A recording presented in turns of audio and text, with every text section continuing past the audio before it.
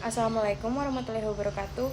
Halo teman-teman, perkenalkan nama saya Yunisa Putri NIM A1212510-019 dari kelas A. Jadi pada video kali ini saya akan membacakan hasil resume saya mengenai materi etika politik dan Pancasila sebagai sistem politik.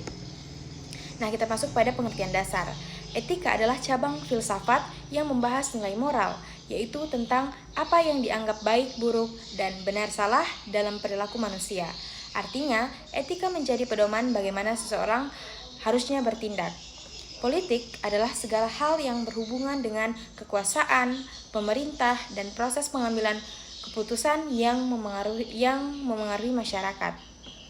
Dari kedua pengertian tersebut, etika politik berarti aturan atau prinsip moral yang mengarahkan bagaimana kekuasaan digunakan secara benar, adil, dan bertanggung jawab.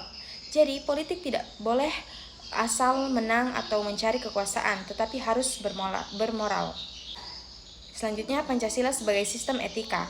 Pancasila menjadi dasar moral dan hukum di Indonesia. Semua tindakan politik, kebijakan pemerintah, dan penggunaan kekuasaan harus sesuai dengan nilai-nilai Pancasila. Sifat etika Pancasila ada dua. Yang pertama yaitu teologis, artinya berorientasi pada tujuan akhir, yaitu kesejahteraan bersama. Setiap kebijakan harus ditanya, apakah ini bermanfaat untuk rakyat banyak atau tidak. Yang kedua, deontologis, artinya berdasarkan kewajiban moral yang harus dipatuhi, bukan hanya sekedar hasilnya saja. Contohnya, tetap jujur, adil, dan menghormati hak orang lain meskipun sulit.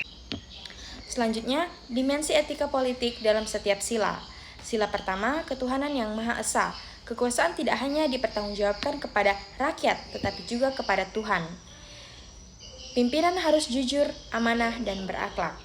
Politik tidak boleh menghalalkan segala cara, korupsi, fitnah, dan manipulasi. Sila kedua, kemanusiaan yang adil dan beradab. Politik harus memanusiakan manusia, menghormati hak asasi manusia, tidak boleh penindasan atau diskriminasi, kebijakan harus adil bagi semua warga. Sila ketiga, persatuan Indonesia. Politik harus menjaga persatuan bangsa, menolak politik identitas, memecah suku, agama, ras demi kekuasaan. Sila keempat, kerakyatan yang dipimpin oleh hikmah kebijaksanaan dalam permusyawaratan perwakilan. Keputusan diambil melalui musyawarah mufakat, mengutamakan dialog, diskusi, dan kebijaksanaan. Tidak hanya menang voting, tapi mencari keputusan terbaik bersama. Sila kelima, keadilan sosial bagi seluruh rakyat Indonesia. Tujuan akhir politik adalah kesejahteraan rakyat, pembangunan harus merata, tidak boleh hanya menguntungkan elit atau oligarki, dan yang terakhir, rakyat kecil harus diperhatikan. Untuk kesimpulan pada resume kali ini, Pancasila sebagai sumber hukum seharusnya menjadi pedoman moral dalam setiap tindakan politik. Namun, pelanggaran oleh pejabat lebih sering terjadi karena faktor individu seperti kurangnya integritas dan moral, bukan karena sistem hukumnya saja. Di era sekarang, etika politik menghadapi tantangan seperti korup, politik uang, hoaks, politik identitas, dan kepentingan elit, sehingga kesejahteraan rakyat sering terabaikan.